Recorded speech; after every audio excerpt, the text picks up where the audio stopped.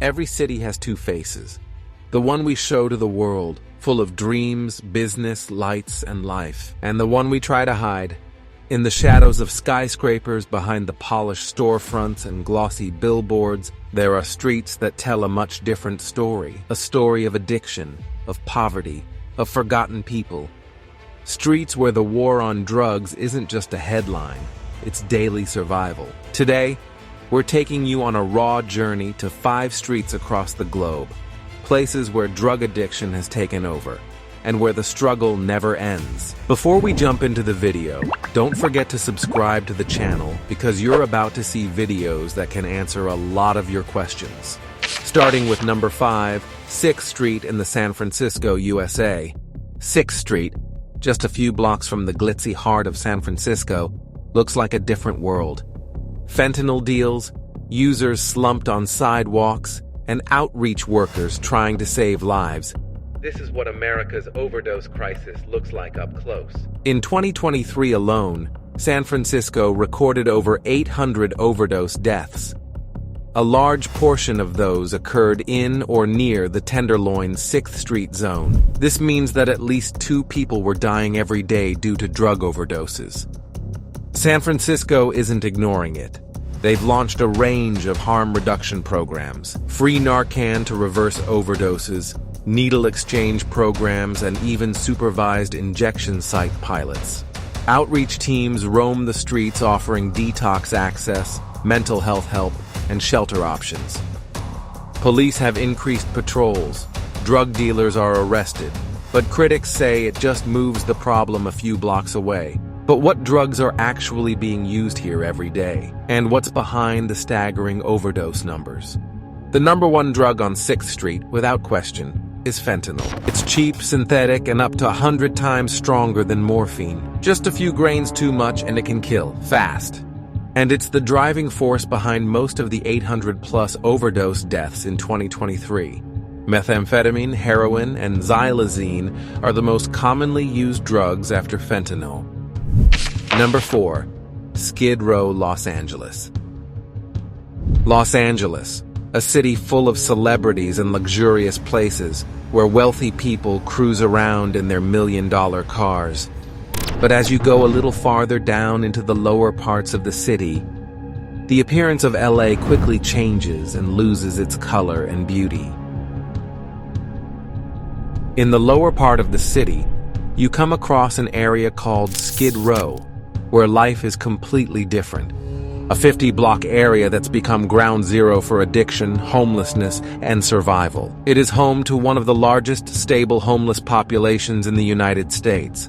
Estimates say around 4,000 to 8,000 people live here at any given time. But it's not just about poverty. It's about drugs and the people who use them. Fentanyl, methamphetamine, and cocaine are the most commonly used drugs in this area, with fentanyl standing out as the most prevalent and also the deadliest. Around 75% of people living on Skid Row reportedly struggle with severe mental illness, addiction, or both. The main problem is the drug dealers, who easily get the drugs into the hands of users. LAPD has been making efforts to control the situation. In a report, over 2,000 drug-related arrests happened in or around Skid Row in a single year. Number 3, Cracolândia, São Paulo. Prefeitura na Cracolândia. Cracolândia. Cracolândia. Cracolândia. Cracolândia do Capão Redondo. In the heart of São Paulo lies a place known not for its beauty or history, but for its pain. Locals call it Cracolândia, or literally Crackland.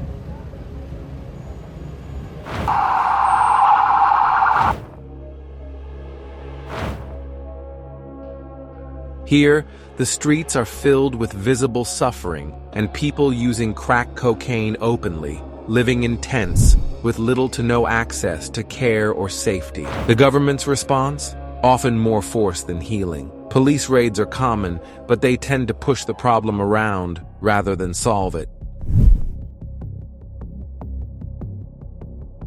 In late May 2025, more than 500 officers took part in a coordinated operation led by Governor Tarcisio de Freitas and Mayor Ricardo Nunes. The goal was dismantle Cracolândia, shutting down makeshift shelters and hostels, raid drug dens, and clear the area of visible drug use and homelessness. Official claims says that authorities reported over 1,000 arrests and about 1,200 users placed into treatment programs. Number 2. East Hastings Street, Vancouver, Canada. Vancouver may be among the top destinations for living in the minds of many people, with its pristine nature, healthy lifestyle, and clean air. But it only takes one dark spot in this beautiful city to shatter all those perceptions. East Hastings runs through the downtown east side. It's actually a long street, nearly 13.5 kilometers, and it's famously known as one of the most drug-impacted areas in North America.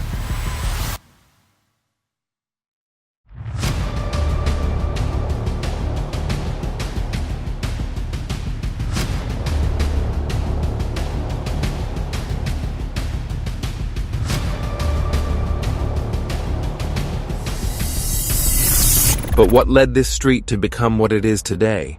In the 1960s till 1970s, governments in North America and Europe, including Canada, decided to shut down many of their costly psychiatric institutions and release patients into society, expecting them to live among the general population. However, the government failed to provide adequate support for these individuals. Many of the released patients, who were already struggling financially, had only one affordable place to go: Vancouver's East Side. The low housing costs attracted many poor people, and one of the most crowded areas there became East Hastings Street. Since most of these individuals lacked proper medical and psychological support, many turned to drug use as a form of self-medication. This is how the tragedy of East Hastings was born.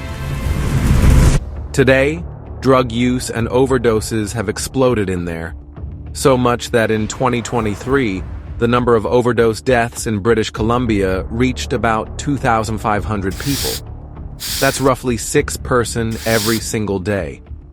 The government has only managed to take a few real steps.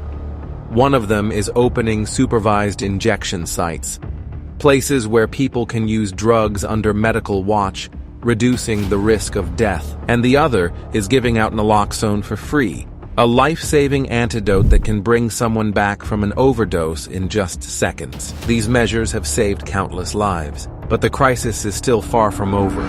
Before we move on to number 1, if you are interested in this type of content, be sure to subscribe to the channel and ring the bell to be the first to see the video. Number 1. Kensington Avenue, Philadelphia. A city of history, culture, art, but just northeast of its center lies a place many prefer to ignore: Kensington Avenue. Once a working-class neighborhood, now known as one of America's most visible open-air drug markets. Kensington sits several miles from Center City, accessible via public transit and highways. But it's a world apart. It's also called Ground Zero. Sidewalks overflowing with people, dealers, drug users, and crime. The drug trade here has been decades in the making. Many of the overdoses in Philadelphia stem from this neighborhood. In 2017, roughly 209 people died of overdoses in the Kensington area. There have been large enforcement operations, over 100 arrests in some operations. Business owners in the area say these crackdowns clean up the main drag, but push people into side streets, under bridges, alleys, places out of view but not out of crisis. The city launched a new long-term plan called the Kensington Community Revitalization Plan, aiming to rebuild housing, clean up public spaces, and make the neighborhood safer, not just through arrests, but by rebuilding the community itself. I hope you enjoyed the video so far and found it useful. Don't forget to give me energy with your likes. See you next time.